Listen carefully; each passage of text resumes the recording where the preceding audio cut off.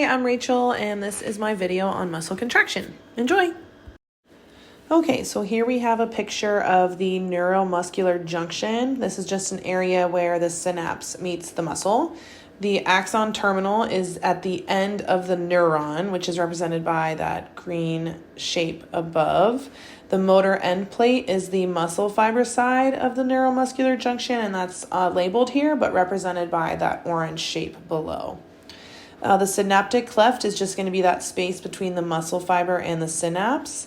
The synaptic vesicle, those are also labeled in this picture. Those are just going to be the bubbles found in the axon. Those are going to be represented by those little blue dots. Our voltage-gated calcium channel, that's going to be opened by action potential, and that's going to allow the calcium in to bind to the vesicle. And our ligand-gated sodium channel, that's going to be on the muscle fiber side, is opened by acetylcholine crossing the synaptic cleft. So this is just going to represent our muscles when they are relaxed.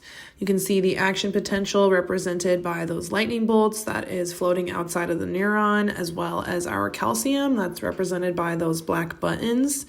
Inside the synapse, you can see the vesicles are filled with the acetylcholine. Down in the muscle fiber, there is calcium inside the sarcoplasmic reticulum, and then you can see the sodium is also outside of the synapse as well. That's represented by those little yellow scraps of paper. So here we have step 1. This is known as excitation. So our action potential has come down and zapped those voltage-gated calcium channels. This has allowed the calcium to then rush into the synapse, which is very positively charged, and it's going to attach to the vesicle, which is very negatively charged. By the calcium attaching to the vesicle, it's going to weigh the vesicle down toward the synaptic cleft.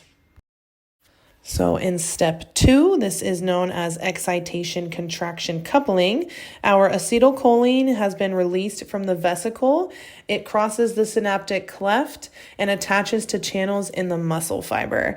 It does this by opening the ligand-gated sodium channel. And by doing this, sodium also rushes in to hang out in the T-tubules, which you can see represented by those little yellow scraps of paper. They have moved into those blue columns of the muscle fiber, and the acetylcholine, those little green dots, have attached to those channels on the muscle fiber. In step 3, this is called contraction. The presence of sodium now in those T-tubules is going to cause the calcium to leave the sarcoplasmic reticulum. And this happens because sodium and calcium are both very positively charged and they repel each other. So the calcium is going to leave that sarcoplasmic reticulum. It's going to float down and then attach to the troponin. That's represented by those little orange bulbs on that orange string. The binding of the calcium is going to cause the tropomyosin, which is that orange string, to shift. This in turn will allow the myosin, or our thick filament, to move or walk across the actin, which is the thin filament. So this is what causes the muscle to actually contract. So this is going to be part 1 of step 4. Step 4 is called relaxation. So basically the muscle just going back to normal. In part 1 here, you can see the acetylcholine esterase off to the side. It's going to come through and basically eat all of the acetylcholine. So by doing that, the calcium is going to unbond from the troponin and go back into the sarcoplasmic reticulum because the sodium has been sucked out of the muscle fiber and the T-tubules. So the sodium gets sucked out, more ACH has been created in the vesicles of the synapse above, and the calcium is going to be back outside of the axon. And finally, we have part 2 of step 4. So you can see that by the acetylcholine esterase eating all of that acetylcholine, the sodium has been sucked out of those T-tubules. The calcium has unbinded from the troponin and gone back up into the sarcoplasmic reticulum. This has caused the tropomyosin to come back down and the myosin to go back to its normal place. And then up in the synapse, you can see our calcium is outside of the neuron, and the vesicles have once again filled with acetylcholine. So for my last slide, I have a picture of a sarcomere and a myofibril.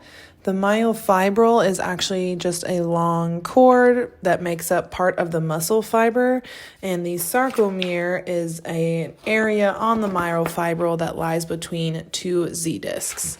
So in the picture on the left, you can see I have a couple things labeled. The Z disc is a protein that actin filaments are connected to. That's our thin filaments. The M line in this picture is a protein that myosin filaments are connected to, and that's going to be our thick filaments. There's also the A band. That's going to be an area where our myosin filaments are. And the I band is going to be an area where only our actin filaments are. So our thin filaments are present there on the I band. So when the muscle actually contracts, the Z discs are going to move closer together. This is going to cause the H zone to disappear because of the actin and the myosin overlapping.